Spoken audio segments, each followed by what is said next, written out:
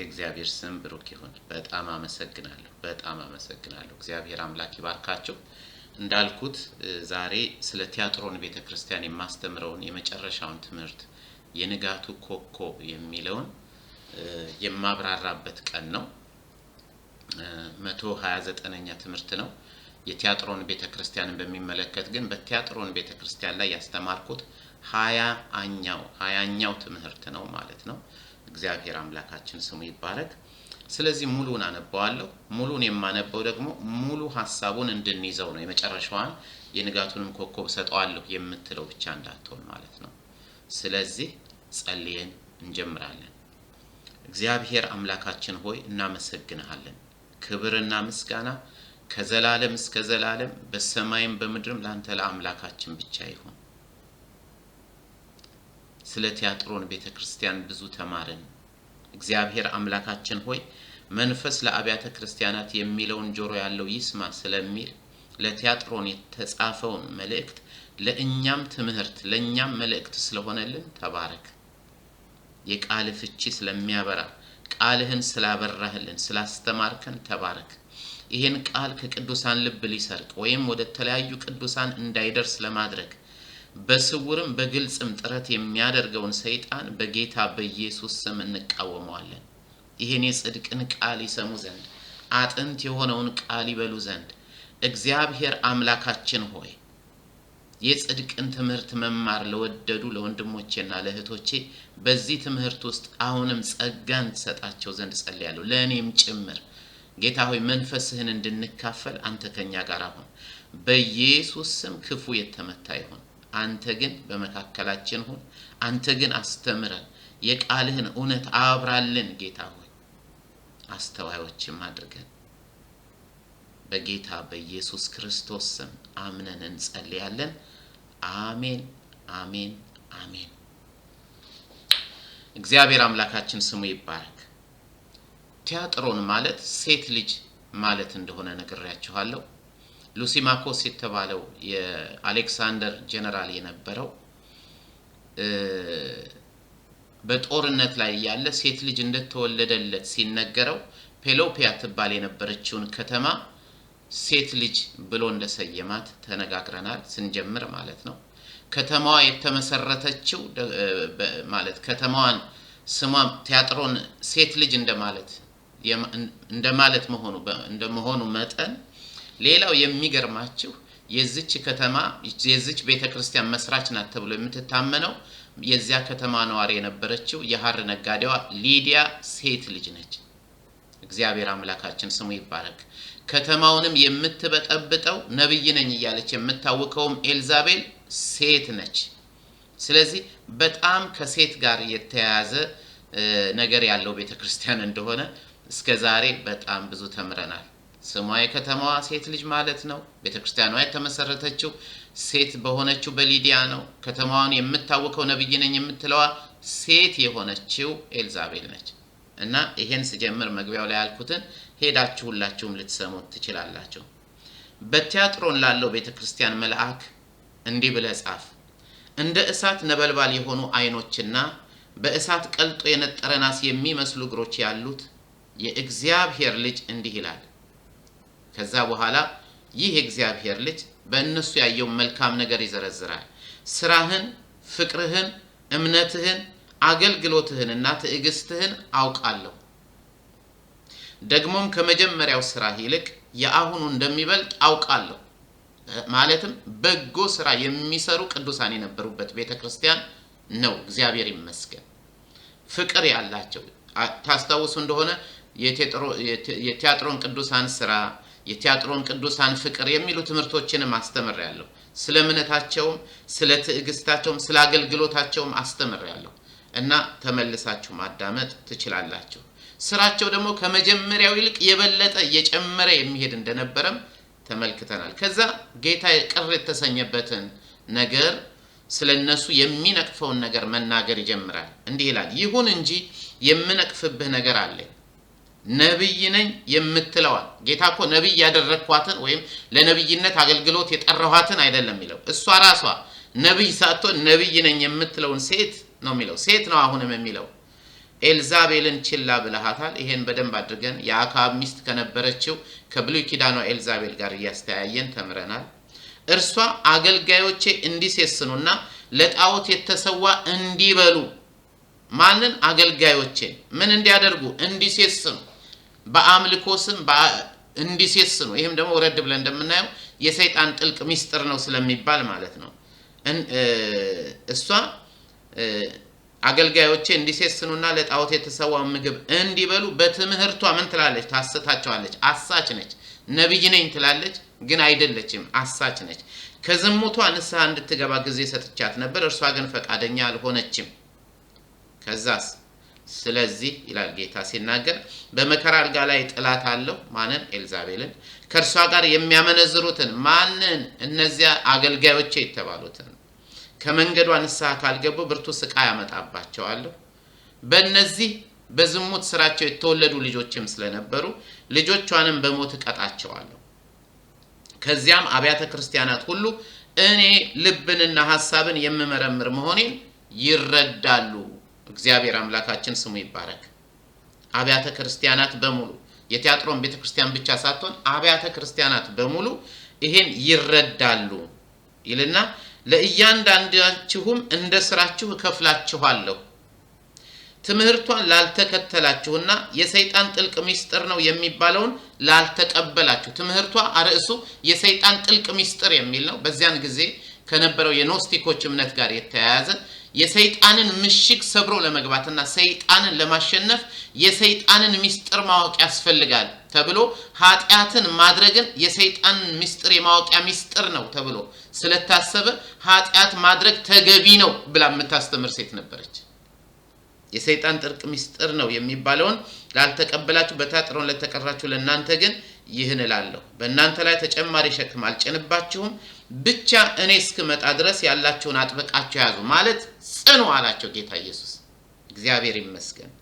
ከዚያስ እንዲህ ከሆነ ለጸናችሁት ለእናንተ የሷን ትምህርት ላልተቀበላችሁት ለእናንተ ድል ለሚነሳና ስራዬን እስከመጨረሻው ለሚፈጽም በአሕዛብ ላይ ስልጣንን እሰጠዋለሁ፣ እርሱም በብረት በትር ይገዛቸዋል። ይሄን ባለፈው ሳምንት የክርስቲያኖች በትረ ስልጣን ብየዋለሁ። ይሄን የብረት በትር ታስታውሱ እንደሆነ ተምረናል። ያለፈውን ሳምንት ትምህርት ያሬድ አሰፋ ይመር የሚለው የኔ ዩቲዩብ ላይ ሄዳችሁ ማግኘት ትችላላችሁ፣ ወይንም እኔ ፌስቡክ ላይ ታገኙታላችሁ። እርሱም ይላል እንደ ሸክላ ዕቃ ይፈጫቸዋል፣ ይህም ልክ እኔ ከአባቴ ዘንድ ስልጣን እንደተቀበልኩ ነው። ይሄን በዝርዝር ባለፈው ሳምንት አስተምሬያለሁ። የዛሬውን ትምህርት ታዲያ ምን ይለዋል? እኔም የንጋትን ኮከብ እሰጠዋለሁ። ለማን? ለድል ነሺው። መንፈስ ለአብያተ ክርስቲያናት የሚናገረውን ጆሮ ያለው ይስማ። አያችሁ፣ ለቲያጥሮን ድል ነሺዎች የተሰጣቸው ተስፋ ሁለት አይነት ተስፋ ነው። አንደኛው የብረት በትር ተሰጥቷቸው በብረት በትር አሕዛብን መግዛት ሲሆን ባለፈው ሳምንት ያየነው። ሁለተኛው ጌታ ኢየሱስ ክርስቶስ ምንድነው የሚላቸው? ለድል ነሺዎቹ እኔም የንጋትን ኮከብ እሰጠዋለሁ ይላል። ለማን? ድል ለሚነሳው። ምን ማለት ነው ይሄ? የዛሬው ትምህርት እንግዲህ የንጋቱ ኮከብ የሚል ርዕስ የሰጠሁት በዚህ ምክንያት ነው። ምን ማለት ነው የንጋትን ኮከብ እሰጠዋለሁ ማለት? ይሄ መቼም በብዙ የቴዎሎጂ አስተማሪዎች መካከል የተለያዩ ሐሳቦችን ያመጡ ተከራክረውበታል፣ ተነጋግረውበታል። ምን ማለት ነው ብለው መርምረውታል። መቼም የንጋት ኮከብ የሚባለው በጠዋት በሰማይ ላይ የሚታይ ኮከብ በጣም ግዙፍ በመሆኑ ይሄን ማንም ያውቃል። የአጥቢያ ኮከብ የንጋት ኮከብ የሚባለው ለእያንዳንዱ ሰው የሚታደል ትንሽ ነገር አይደለም፣ እንዲያውም ከአንዳንድ ፕላኔት። ስለዚህ ይሄን ፕላኔት የሚያክል የንጋት ኮከብ የሚባል እኛ ኮከብ ብለን የምንጠራው ሌሎቹ እንዲያውም ቬኑስ የሚባለው ፕላኔት ነው ይላሉ። እንዴት ለእያንዳንዱ ሰው ለድል ነሺ ሊሰጥ ይችላል? ታዲያ ድል ለሚነሱ ክርስቲያኖች በነፍስ ወከፍ አንዳንድ ኮከብ ሊታደል ነው ማለት ነው? ፈጽሞ አይደለም። ታዲያ ይሄ የንጋትን ኮከብ እሰጠዋለሁ ማለት ምን ማለት ነው? ይህን ሐሳብ ምን ማለት እንደሆነ ቃሉን ለመፍታት በአብዛኛው የመጽሐፍ ቅዱስ አስተማሪዎች ብዙ ሲቸገሩ ይታያሉ። በዚህ ምክንያት የተለያዩ አመለካከቶች መኖራቸው ግልጽ ነው። ይሄ ንጋቱን ኮከብ ሰጠዋለሁ ይሄን በሚመለከት የተለያዩ ሐሳቦች ይሰጣሉ። እንዲያውም እኔ አንድ አራቱን ልግለጽላችሁ። ይሄ የንጋቱ ኮከብ የተባለው ለድልነሽው ይሰጣል የተባለውን የተለያዩ አስተማሪዎች ከሚናገሩት አንዳንዱን ልንገራችሁ። አንደኛ የንጋቱ ኮከብ የሚለው ሐሳብ ቬነስን ነው። ቬነስ የተባለችውን ቬነስ ፕላኔት ነች ለማመልከት ነው ብለው የሚናገሩ አሉ። ግን ቬነስ የሚባለው እንደዚህ አይነት አመለካከት ያላቸው ሰዎች አመለካከታቸውን የመሰረቱበት ሐሳብ በዚያ ዘመን ከነበረው የሮም መንግስት ስርዓት ጋራ በተያያዘ መንገድ ነው። ምክንያቱም ቬነስ የተባለችው ጣዖት በእነሱ ዘንድ ነበረች። እንዲያውም የሮም ቄሳር የዓለም ገዢ ለመሆኑ እንደ ምሳሌ የምትጠቀስ ነበረች። ምክንያቱም በዚያን ጊዜ የመጀመሪያው የሮም ቄሳር የነበረው ጁሊየስ ቄሳር ወይም ዩሊዩስ ሴዛር የሚባለው እርሱ ስልጣኑን ለማጽናት ስለፈለገ የእኔ ዘር የመጣው ከቬነስ ከምትባለው ጣዖት ነው እያለ የሱ ዘር ከቬነስ የመጣ ያማልክት ልጅ ነኝ ለማለት ይሄን ቃል ይጠቀም ስለነበረ ለጣዖቷም የሚሆን የመታሰቢያ ቤተ ጣዖት ሰርቶላት ስለነበረ በገንዘቡም ላይ የቬነስ የምትባለው ጣዖት ምልክት እንዲቀመጥ አድርጎ ስለነበረ ራቁቷን የሆነች ሴት ናት። የፍቅር አምላክ የፍሬያማነት አምላክ ትባላለች። የእሷን አስሎ ስለነበረ ይህች ጣዖት የፍቅርና የፍሬያማነት አምላክ ተብላም ስለምትጠራ በቲያጥሮን ከተማ ደግሞ ብዙ ጣዖትን የሚያመልኩ ሰዎች ስለነበሩ ይህች ጣዖት ናት እንግዲህ ቬነስ ለተባለችው ፕላኔት ስም እንኳን ለመስጠት ምክንያት የሆነችው። እያንዳንዳቸው ፕላኔቶች ስም የተሰጣቸው ከግሪኮችና ከሮማውያኖች ከጣዖት አምልኮ ጋር በተያያዘ ነው። ቬነስ ለምሳሌ የመጀመሪያው እዚች ቬነስ የተባለችው ፕላኔት ስም መጠሪያ ከመሆንም አልፋ ፍራይዴ የሚለው ራሱ የሳምንቱ ቀን ከርሷ ጋር የተያያዘ ነው፣ ስም ጋር የተያያዘ ነው። ቀናቶች በሙሉ አሁን በቅርቡ አንዳንድ ክርስቲያኖች በፈረንጆቹ ካልሆነ ካላንደራችን ሲሉ ገርሞኛል። የኢትዮጵያው ካላንደር ብዙ ጊዜ ከክርስትና ጋር የተያያዘ ነው። የፈረንጆቹ ግን ብዙን ጊዜ የተያያዘው ከጣዖት አምልኮ ጋር ነው። እሱን ሌሎች ስለተናገሩበት ብዙ አልናገርም። ስለዚህ በዚህ ምክንያት በዚህም በእኛ ዘመን ቢሆን ነገስታት ለምሳሌ ፕሬዝዳንቶች የሆኑ ነገስታት ቢሆን ወይም የበላይ ባለስልጣን የሆኑ በአገር ውስጥ በጣም ብዙ ሰርተው መልካም ላደረጉ ሰዎች ኮከብ ይሸልማሉ አይደል? ለምሳሌ እከሌኮ ኮከብ ነው ይባል፣ ኮከብ ተጫዋች አይደል? ኮከብ እንደዚህ ኮከብ እንደዚያ። ለምሳሌ የሆሊውድ ስታሮች ነው የሚባሉት አይደል? ስታር የሚለው ኮከብ ማለት ነው። ስለዚህ ይሄ ኮከብ የሚለው ከድሮው ጀምሮ አብሮ የተያዘ ስለመጣ ድል ለሚነሱ ጀግኖች ለምሳሌ አሜሪካ ጦርነት ተዋግተው የሚመጡ ወታደሮቿን የጀግንነት ሜዳሊያ ስትሸልም ኮከብ ትሸልማለች አይደል? የኮከብ ቅርጽ ያለው ማለት ነው። ስለዚህም በዚህ ክፍል እንደምናነበው ድል የሚነሳውን ሰው ድል የነሳው መሲህ ማለትም ጌታችን ኢየሱስ ክርስቶስ የገዥነቱ ምልክት የሆነ ኮከብ ይሰጠዋል፣ ዕውቅና ይሰጠዋል የሚል ምሳሌ ነው ብለው ነው የሚያስተምሩት አንዳንዶቹ። ማለት እያንዳንዱ ሰው ድል ነሺውን የክርስቶስ ተከታይ ሰማይ ሲሄድ ልክ እንደ ጦር ሜዳ ጀግና የሚሸለመው ኮከብ ይኖራል፣ ይሄም ደግሞ ከቬነስ ጋር የተያያዘ ነው ብለው የሚያስተምሩ ሰዎች አሉ። ይሄ ግን አይመስለኝም ጌታ ኢየሱስ አይመስለኝም ሳይሆን አይደለም፣ አስረዳለሁኝ በኋላ ወረድ ብዬ። ሁለተኛው አመለካከት በዳንኤል ምዕራፍ 12 ቁጥር 3 ላይ ያለው የንጋቱ ኮከብ የተባለው ከርሱ ጋር ያይዘው የሚፈቱ አሉ። አንደኞቹ እንዳልኳችሁ ከሮም አምልኮ ጋር ያይዘው ይሄኛው ኮከብ የተባለው የንጋቱን ኮከብ ሰጠዋል የተባለው በቃ የድልነሺ ሜዳሊያ እንደምንቀበል አድርገው ነው የሚያወሩት። እኛ አክሊል እንጂ ሜዳሊያ እንቀበልን በነገራችን ላይ እግዚአብሔር የተመሰገነ ይሁን።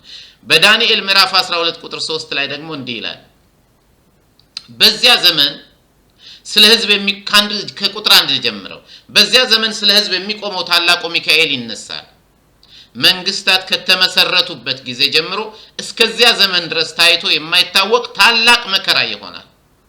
ስለ ታላቁ መከራ ማለት ነው። ነገር ግን በዚያን ጊዜ ስማቸው በመጽሐፍ ተጽፎ የተገኘው ሕዝብ ሁሉ ይድናሉ።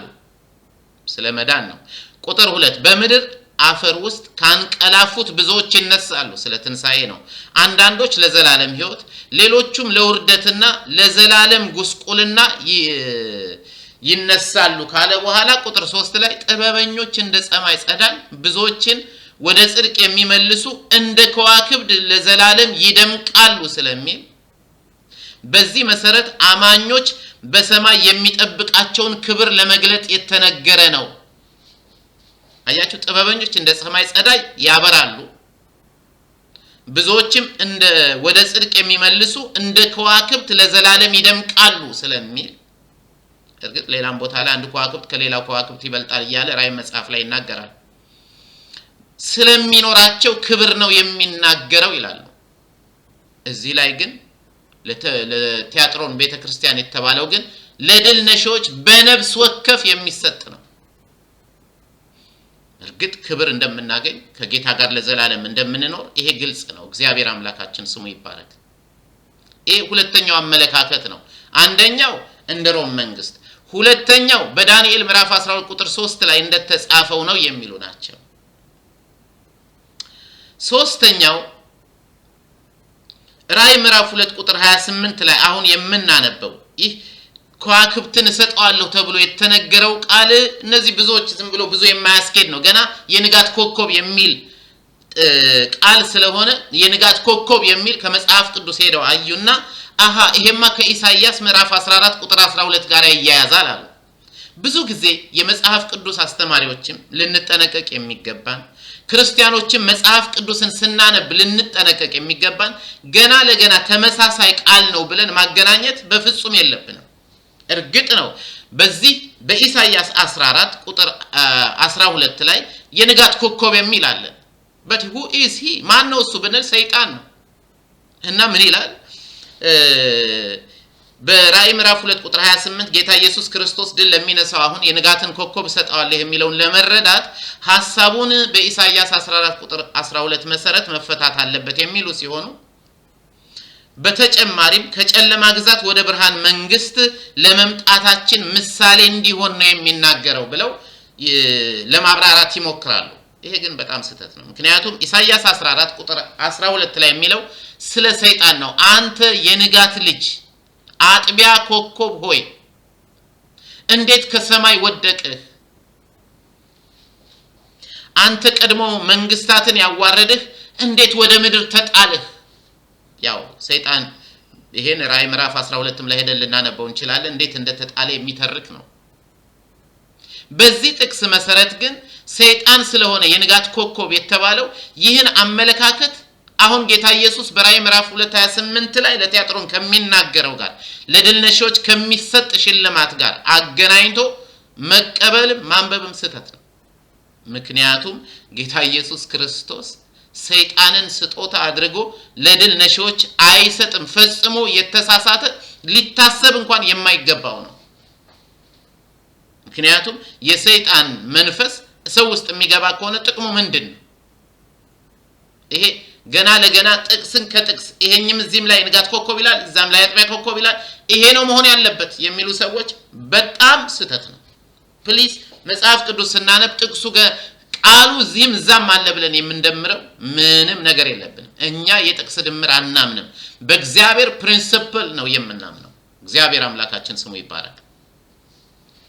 ሶስተኞቹ ምን ይላሉ? አራተኞቹ ምን ይላሉ? ይሄ የንጋትን ኮከብ ሰጣዋለሁ የሚለው የመንፈስ ቅዱስን ሙላት ወይም የመንፈስ ቅዱስን በሙላት መፍሰስ ለማሳየት እንደ ምሳሌ የተነገረ ነው ይላሉ።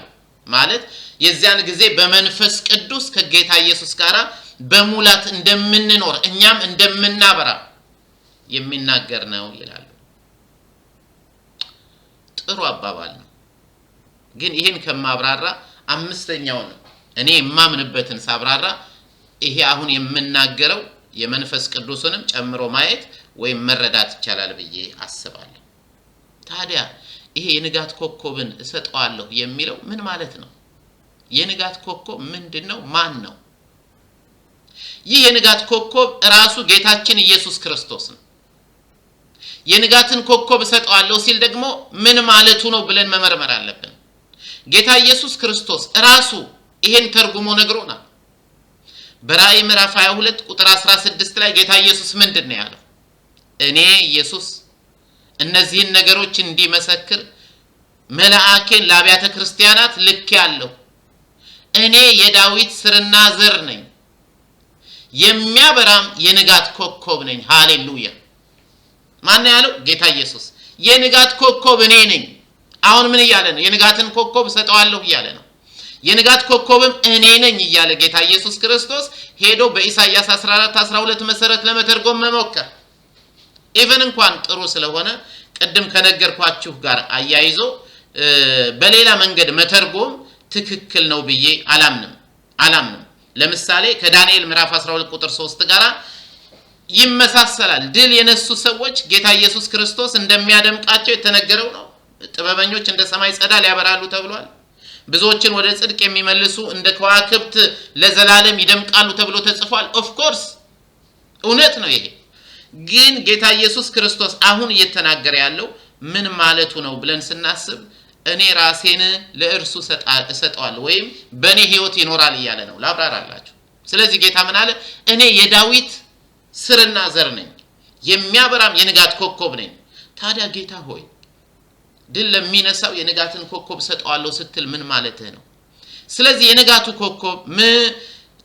የንጋት ኮከብ ምንነት በሌሎች ምሳሌዎች ለመመለስ መቸገር ከመጀመሪያው ማስፈላጊ አልነበረም ብዬ ነው የማስበው። ስለሚመጣው መሲህ ማለትም ስለ ጌታ ኢየሱስ ክርስቶስ አስቀድሞ በብሉይ ኪዳን መጽሐፍት በተነገረው ትንቢት መሰረት ስለ ኮከቡና ስለሚመጣው መሲህ ስለሚናገር ስልጣኑ አብሮ ተገልጿል። ያ ኮከብ ስለሚኖረው ስልጣን ትዝ ይላችሁ እንደሆነ እስራኤላውያንን ለማስረገም በለዓም ተጠርቶ ሲመጣ ዘኍልቍ ምዕራፍ 24 ቁጥር 17 ላይ ምን ብሎ ነው የተናገረው? ስለ ጌታ ኢየሱስ ክርስቶስ መምጣት ስለሚመጣው ኮከብ ሲናገር አየዋለሁ አለ። የምታገኙት ዘኍልቍ 24 ቁጥር 17 ላይ ዘኍልቍ 24 ቁጥር 17 አየዋለሁ፣ አሁን ግን አይደለም። ኮከብ ከያዕቆብ ይወጣል፣ በትረ መንግስትም ከእስራኤል ይነሳል። ምን በትረ መንግስት ምን ብሎናል? ባለፈው ሳምንት ያነበብነው የብረት በትር እሰጠዋለሁ፣ ይሄም ደግሞ እኔ ከአባቴ እንደተቀበልኩት ነው ብሎናል አይደል? ኮከብ ከያዕቆብ ይወጣል። ቀደም እንዳየነው በኢሳይያስ 14:12 ላይ ከሰማይ እንደወደቀው ኮከብ አይደለም። ኮከቡ የሚመጣው ከያዕቆብ ነው ካለ በኋላ በትረ መንግስት ምን ማለት ነው? ገዢ ነው። ከእስራኤል ይነሳል።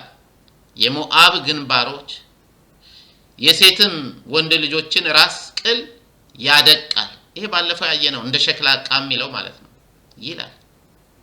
በዚህ ትንቢት መሰረት ከእስራኤል የሚነሳው በትር ከያዕቆብ የሚወጣው ኮከብ ማለትም አህዛብን በበትሩ የሚገዛው ባለስልጣን መሲሁ ኢየሱስ ክርስቶስ ነው። ምንም እንኳን ይህ ትንቢት በበለዓም የተነገረ እንኳን ቢሆንም በለዓም ሐሰተኛ ነብይ ቢሆንም ከ3ኛው ዓመተ ዓለም ጀምሮ በአይሁድ ምሁራን ዘንድ ይህ ትንቢት መሲሃዊ ትንቢት ነው ተብሎ ይነገር ነበር። ለምን ብንል ምንም እንኳን በለዓም እስራኤልን ለመርገም ተገዝቶ የመጣ ቢሆንም በበለዓም አፍ ግን ታስታውሱ እንደሆነ ያነበባችሁትም እንደምታውቁት በበለዓም አፍ ግን በለዓም የበረከትን ቃል እንዲናገር ያስቀመጠው ማን ነበር? እግዚአብሔር ነበር። እግዚአብሔር አምላክ ነበር። ይሄን ማስታወሱ ተገቢ ነው። ልክ በዘኍልቍ 24:17 ላይ እንደተመለከትነው በዚህም በራእይ ምዕራፍ 2 ከቁጥር 26 እስከ 28 የምናነበው ክፍል አህዛብን በብረት በትር ከመግዛት ጀምሮ ስለሚቀበሉትም ኮከብ የተናገረው ከያዕቆብ ነገድ ከእስራኤል ነገድ ስለሚነሳው በትር ከያዕቆብ ስለሚወጣው ኮከብ ስለ ጌታ ኢየሱስ ነው። ለዚህም ነው ጌታ ኢየሱስ ቀደም እንዳየነው እኔ ዳዊት ስር እና ዘር ነኝ የሚያበራም የንጋት ኮከብ ነኝ ያለው እግዚአብሔር አምላካችን ስሙ ይባረክ። ምን የሚል የሚያበራ የሚለውን እንዳትረሱት። የሚያበራ የንጋት ኮከብ ነኝ። እግዚአብሔር አምላካችን ስሙ ይባረክ። እንግዲህ በዚህ ስፍራ አሁን ባየነው ስፍራ የንጋት ኮከብ ተብሎ የተጠቀሰው ጌታ ኢየሱስ ክርስቶስ ከሆነ ታዲያ ለምንድነው ድል ለሚነሳው የንጋትን ኮከብ ሰጠዋለሁ የሚለው? ምን ማለቱ ነው? ምን ሊነግረን ፈልጎ ነው? ምንድነው የምንማረው ከዚህ? ሐዋርያው ቅዱስ ጴጥሮስ ትዝ ይላችሁ እንደሆነ ስለ ጌታ ኢየሱስ ክርስቶስ ሲመሰክር በሁለተኛ ጴጥሮስ ላይ ስለ ንጋት ኮከብ አንስቶ የተናገረውን አስታውሱ። ምን ነበር ያለው? በሁለተኛ ጴጥሮስ ምዕራፍ 1 ቁጥር 19 ላይ ታገኙታላችሁ። እዛ ላይ እንግዲያስ ይላል ትንቢታዊ ቃል አለን፣ ይህም የትንቢት ቃል እንዳለን ተረጋግጦልናል እያለ ከተናገረ በኋላ ሌሊቱ እስኪነጋ ስሙ በደንብ የንጋት ኮከብ በልባችን እስኪበራ። የት እስኪበራ? እስቲ በልባችን ብላችሁ ጻፉ የምትከታተሉኝ። የንጋቱ ኮከብ ተሰጥቶን ከጌታ የሚበራው ልባችን ውስጥ ነው እያለ ነው ያለው። የንጋት ኮከብ የምንቀበለው ሜዳ ላይ አይደለም። የንጋት ኮከብ ልክ የመጀመሪያዎቹ ቅድም እንዳሳየዋችሁ ኒሻን አይደለም። የንጋት ኮከብ ልባችን ውስጥ የሚበራ ነው የሚለው። ቀደም ብለናል። የሚያበራ የንጋት ኮከብ ከያዕቆብ ይነሳል ነው አይደል? የሚበራው የት ነው ስንል ልባችን ውስጥ ነው። ጌታ ኢየሱስ ክርስቶስ እሰጠዋለሁ ያለው የንጋት ኮከብ ልባችን ውስጥ የሚበራ ነው። እግዚአብሔር የተመሰገነ ይሁን።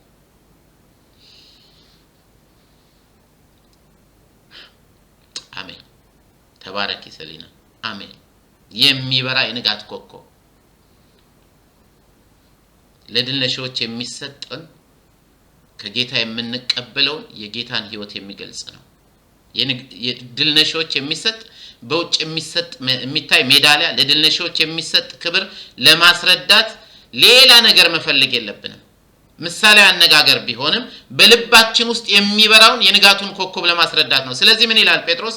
በጨለማ ስፍራ ለሚበራ መብራት ጥንቃቄ እንደምናደርግ እናንተም ለዚህ ቃል ለዚህ ትንቢት በውስጣችሁ ሊበራ ያለው የክርስቶስ ብርሃን እንዳለ ይሄን በደም ጠንቅቃችሁ ይሄን ትንቢት ልክ ተጠንቅቃችሁ ያዙት። እዛ ላይ የሚለው በጨለማ ስፍራ የሚበራ በጨለማ ስፍራ የዛን ጊዜ የሚያበሩት ኩራዝ ነበር።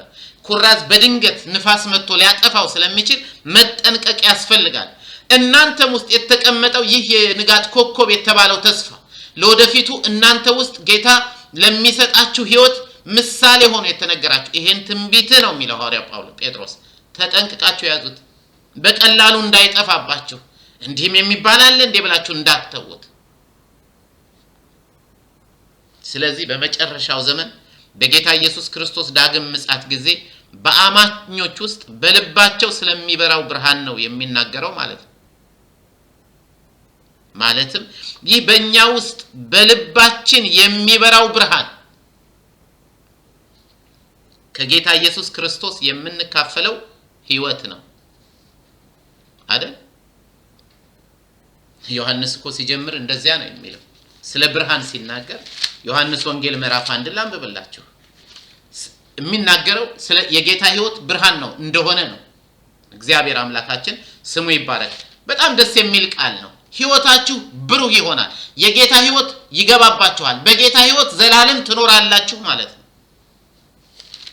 በራሳችሁ ሕይወት ሳይሆን ሕይወታችሁ የሆነ ክርስቶስ ሲገለጥ ያን ጊዜ መኖር የምትጀምሩት በጌታ ሕይወት ነው። ኢቭን አሁንም የምንኖረው በጌታ ሕይወት ነው። እንደዚህ ይላል። ከቁጥር 3 ለነገር ልጀምር። ቁጥር 4 ላይ ነው ያለው የምፈልገው። ሕይወት በእርሱ ነበረች በማን? በክርስቶስ ይልና ይህች ሕይወትም የሰው ብርሃን ነበረች። ብርሃንም በጨለማ ያበራል፣ ጨለማም አላሸነፈውም። አሁን በክርስቶስ ብርሃን ይሁን ብሎ እግዚአብሔር በእናንተ ሕይወት ውስጥ ያበራው የጌታን ሕይወት ነው። የጌታ ሕይወት ገብቶባችኋል ማለት ብርሃን በውስጣችሁ በርቷል። የብርሃን ልጆች ሆናችኋል። የዚያን ጊዜ ግን በሙላት በጌታ ሕይወት መኖር ትጀምራላችሁ። ይሄ ዞየ ሕይወት፣ የማይሞት ሕይወት፣ የእግዚአብሔር ሕይወት በሚባለው መኖር ትጀምራላችሁ። እግዚአብሔር ይመስገን። በእኛ ውስጥ በልባችን የሚበራ ብርሃን ከጌታ ኢየሱስ የምንካፈለው ህይወት ነው። ምክንያቱም እርሱ ለእኛ የተሰጠ ህይወታችን ስለሆነ ጌታ ህይወቴ ነው አይደል? ቆላስይስ ምዕራፍ 3 ቁጥር 4 ላይ ሲናገር በጣም ደስ የሚለኝ ቃል አለ። ህይወት የሆነው ክርስቶስ እንዲያውም የሚለው ህይወታችሁ የሆነው ክርስቶስ ምን ህይወትህ ህይወትሽ ህይወቴ ህይወታችን የሆነው ክርስቶስ በሚገለጥበት ጊዜ እናንተም ይላል በዚያን ጊዜ ከእርሱ ጋር በክብር ትገለጣላችሁ። እርሱ ሲገለጥ በእኛም ውስጥ በእርሱ ህይወት መኖር እንጀምራለን። ትዝ ይላችሁ እንደሆነ ስለ ስንዴ ቅንጣት ብዙ ጊዜ አስተምራለሁ። በቅርቡም እኛ ቤተክርስቲያን አስተምራለሁ። ዮሐንስ ወንጌል ምዕራፍ 12 ቁጥር 23-24 ስታነቡት አንዲት ስንዴ ምድር ላይ ወድቃ ካልሞተች በስተቀር ብቻዋን ትቀራለች ይላል እግዚአብሔር ቃል። ከዛስ ብትሞት ግን ብዙ ፍሬ ታፈራለች። አንዲትን ስንዴ መሬት ላይ ስትጥሏት መጀመሪያ በስብሳ ትሞታለች። እርግጥ እግዚአብሔር ቃል መበስበስን ያይዘንድ አላደረገም ክርስቶስን። ከሞተች በኋላ ግን መሬቱን ቀዳ በትንሳኤ ትወጣለች። መጀመሪያ ምን ሆናለች? መሬት ወድቃ ሞታለች። አሁንስ በትንሳኤ መሬቱን ቀዳ ወጣለች። ከዛ በኋላ አደገችና ብዙ ፍሬ አፈራች። ሳይንሱ እስከ 56 ፍሬ ታፈራለች ይላል። እነዚያ አዳዲስ ፍሬዎች ያመረትናቸው የሚሏቸው ገበሬዎቹ አዲስ የተገኙት በብዛት የተገኙት ፍሬዎች ህይወታቸውን ከየት አመጡት? ከየት ተገኙ ቢባል ከዛች ሙታ በትንሳኤ ከተነሳችው ስንዴ ነው። የነዚያ ሁሉ ስንዴዎች ከላይ ያፈራቻቸው ስንዴዎች በጠቅላላ ህይወታቸው ያቺ መጀመሪያ የሞተችው የስንዴ ቅንጣት ነች። እሷ በትንሳኤ በመነሳቷ ምክንያት የነሱ አሁን ህያዋን ሆነዋል። አልነበሩም፣ ወደ መሆን መጥተዋል። ልክ እንደዚሁ ጌታ ኢየሱስ ክርስቶስ ሞቶ በትንሳኤ በመነሳቱ ምክንያት የእርሱ ህይወት በሁላችንም ውስጥ ገብቷል። ቅድም እህቴ ትናገር ነበር ሃይሊ ቬቨርድና ምን ነበር የምትለው? ጌታ ኢየሱስ ክርስቶስ ባይነሳ ኖሮ በትንሳኤ ባይነሳ ኖሮ አንድንም እያለ ትናገር ነበር። 100% ትክክል። አንደኛ ጴጥሮስ ላይ ልውሰዳችሁ። አንደኛ ጴጥሮስ ምዕራፍ 1 ቁጥር 3 ላይ አስደናቂ ቃል ላንብብላችሁ። አንደኛ ጴጥሮስ ምዕራፍ 1 ቁጥር 3 ጌታችን ኢየሱስ ክርስቶስ እንደገና ላንብበው። የጌታችን የኢየሱስ ክርስቶስ አምላክና አባት ይባረክ። እርሱ ከታላቅ ምህረቱ የተነሳ የጌታችን ኢየሱስ ክርስቶስ አባትና አምላክ እርሱ ከታላቅ ምህረቱ የተነሳ በኢየሱስ ክርስቶስ ከሞት መነሳት ምክንያት በሞት በመነሳቱ ምክንያት ለሕያው ተስፋ በሚሆን አዲስ ልደት አዲስ ልደት ያገኘነው በምንድነው? ጌታ በትንሳኤ በመነሳቱ ያቺ የስንዴ ቅንጣት መሬት ላይ ወድቃ ከሞተች በኋላ ስትነሳ ብዙ ፍሬ እንዳፈራችሁ ጌታ ኢየሱስ በመሞቱ ምክንያት ጸደቀ። ምን አላችሁ? ኃጢአታችሁ ይቅር ተባለ። በትንሳኤ በመነሳቱ ምክንያት ጸደቃችሁ። ለምን? የሱ ህይወት ገባባችሁ። ጌታ በህይወት ከሞት በትንሳኤ ባይነሳ ኖሮ ሕያዋን አትሆኑም ነበር። ኃጢአታችሁ እንኳን ይቅር ቢባል መልሳችሁ ኃጢአት ትሰሩ ነበር። ስለዚህ የምስራች ምን ሆነ? ጌታ ኢየሱስ በትንሳኤ ተነስቶ የእርሱን ህይወት በእያንዳንዳችሁ ውስጥ አስገብቶታል። የእናንተ አሁን ህይወታችሁ ማን ነው? ክርስቶስ ነው። ስለዚህ ሐዋርያ ጳውሎስ ለቆላስይስ ሰዎች ሲጽፍላቸው ህይወታችሁ የሆነው ክርስቶስ በሚገለጥበት ጊዜ እናንተም በዚያን ጊዜ ከእርሱ ጋር በክብር ትገለጣላችሁ። ምን ማለት ነው? የንጋቱ ኮከብ የሆነው ክርስቶስ የበለጠ በሙላት በእናንተ ውስጥ መኖር ይጀምራል ማለት ነው። እግዚአብሔር አምላካችን ስሙ ይባረክ። ሐዋርያው ቅዱስ ጳውሎስ ምን አለ? እንግዲህ እኔ ሕያው ሆኜ አልኖርም፣ ክርስቶስ በእኔ ይኖራል። በክርስቶስ ህይወት ደግሞ እናንተ መኖር ትጀምራላችሁ። ስለዚህ ጌታ ምን አለ? ድል ለሚነሳው ሰው ሲናገር ሁለት ተስፋዎችን ሰጠ። ለቲያጥሮን ቤተክርስቲያን ቅዱሳን ማለት ነው። ድል ሲነሱ የሚሰጣቸውን ሽልማት ከተናገረ በኋላ እንደዚህ ይላል። በጌታ ስም አነባዋለሁ። አንደኛ በትረ ስልጣን ይሰጠዋል። ምን ይላል? ድል ለሚነሳና ስራዬንም እስከ መጨረሻው ለሚፈጽም በአሕዛብ ላይ ምን እሰጠዋለሁ? ስልጣን እሰጠዋለሁ። እርሱም በብረት በትር እንደ ሸክላ ዕቃም ይፈጫቸዋል። ይህም ልክ እኔ ከአባቴ ዘንድ ስልጣን እንደተቀበልኩ ነው። ይሄን ባለፈው ሳምንት አስተምሬያለሁ። አንደኛ በትረ ስልጣን ይሰጣቸዋል። ሁለተኛ በትረ ስልጣናችሁን ይዛችሁ በጌታ ሕይወት ለዘላለም እያበራችሁ መኖር ትጀምራላችሁ።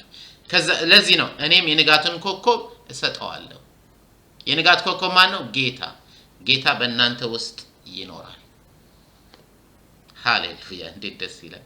ክብር ለጌታ ይሁን። ይሄ እኮ በጣም በጣም በጣም በጣም በጣም እኮ ታላቅ ተስፋ ነው። ደስ ይበላችሁ። አንዳንዴ በጥቂቱ ደስ ሲለን፣ በነገራችን ላይ አጥንት መብላት መጀመር አለብን።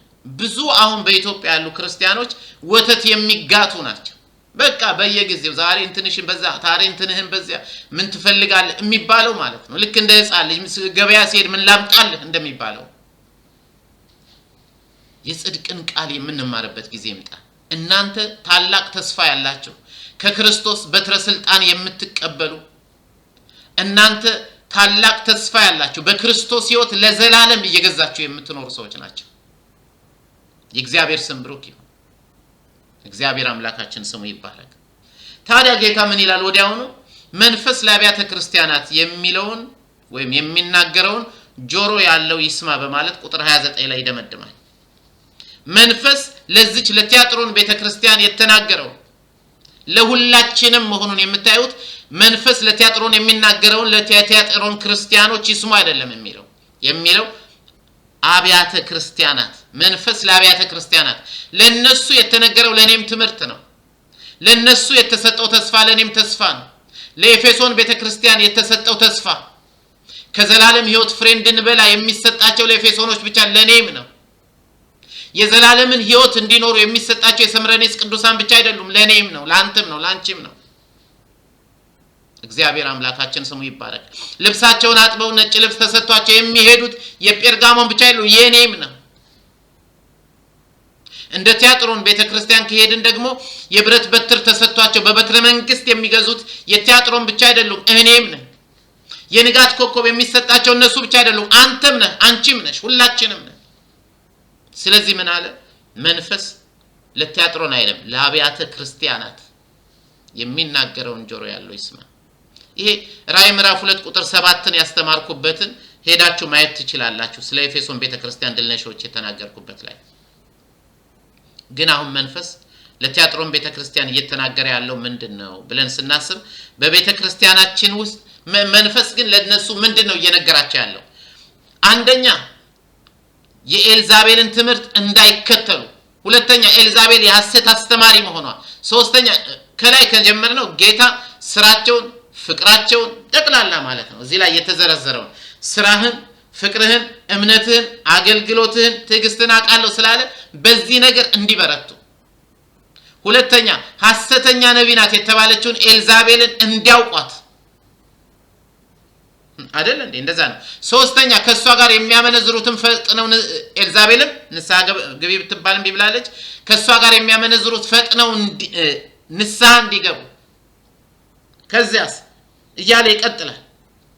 ጌታ ልብና ኩላሊትን የሚመረምር መሆኑን ካሳያቸው በኋላ ትምህርቷን ይሄ ሰይጣን ሚስጥር ነው የሚባለው እንዳትከተሉ፣ ይሄ ለኛ ሁሉ የሚሰራ ነው። ድል ከነሳችሁ ደግሞ አላቸው የብረት በትር ሰጣችሁና አሕዛብን ትገዛላችሁ፣ የንጋትን ኮከብ ሰጣችሁና በውስጣችሁ እኖራለሁ። ስለዚህ ምንድነው የሚላቸው? እስከ መጨረሻው ለሚጸና ደስ የሚለኝ ቃል ነው። በእናንተ ላይ ተጨማሪ ሸክም አልጭንባችሁም፣ ብቻ እኔ እስክመጣ ድረስ ያላችሁን አጥብቃችሁ ያዙ፣ ብቻ ጽኑ እያለ ጌታ ይመክራቸዋል። ይሄን ነው መንፈስ ቅዱስ ለነሱ እየነገራቸው ያለው። ስለዘረዘርኩትና ስላስተማርኩት ደግሜ ማየት አያስፈልገኝም። እና ምን ልላችሁ ነው ዛሬ ቅዱሳን?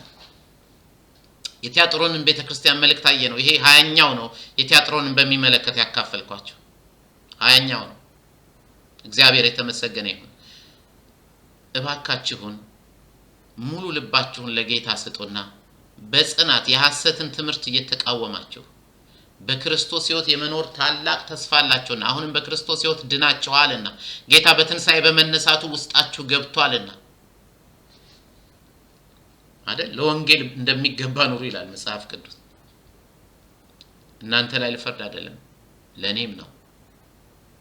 አይናችንን እናንሳና እነዚህን ተስፋዎች እንመልከት። ጌታ ኢየሱስ ክርስቶስ ይመጣል። ታላላቅ ተስፋዎች አሉ።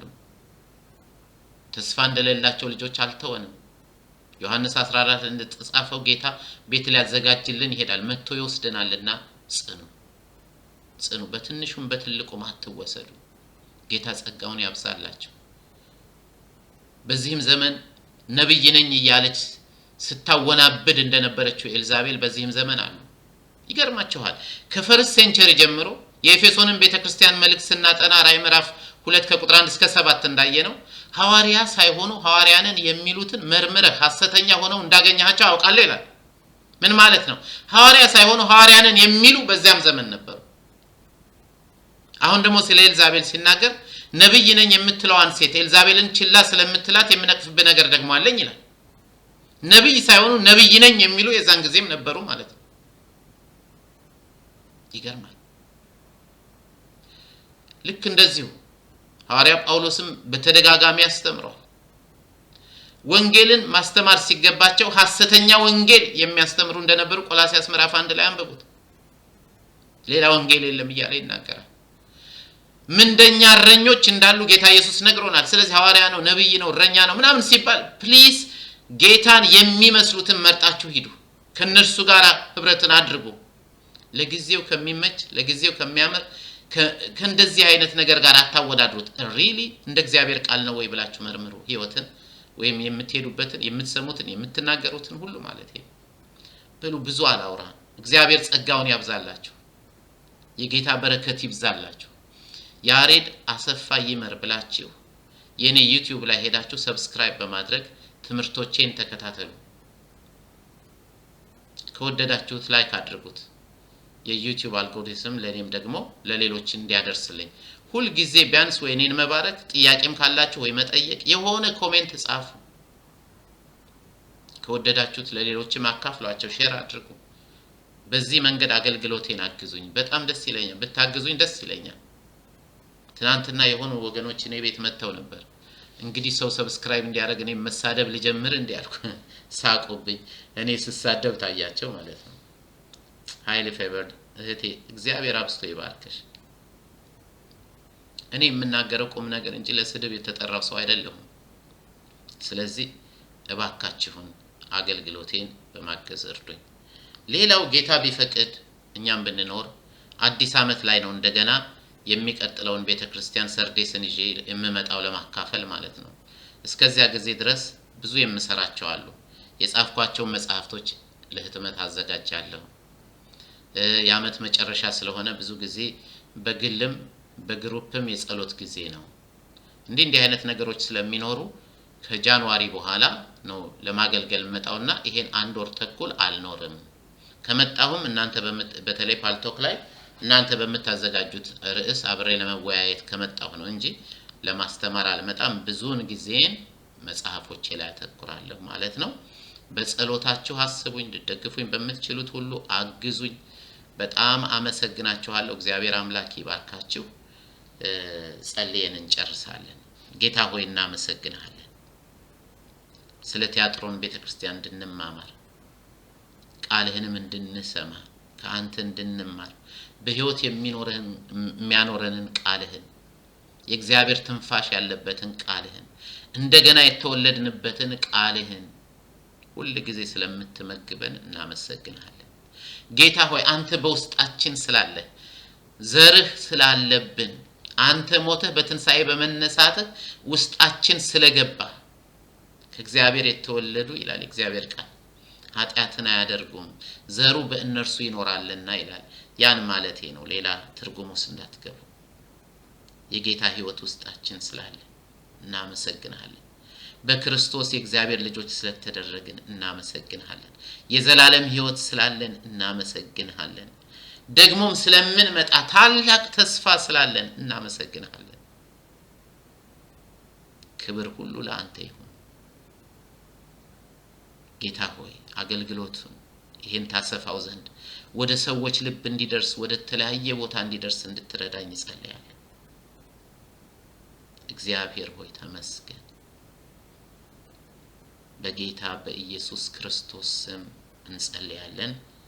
አሜን አሜን አሜን። እግዚአብሔር አምላክ ይባርካችሁ። ዩቲዩብ ላይ ያላችሁ የጌታም ጸጋ ይብዛላችሁ። መልካም ምሽት።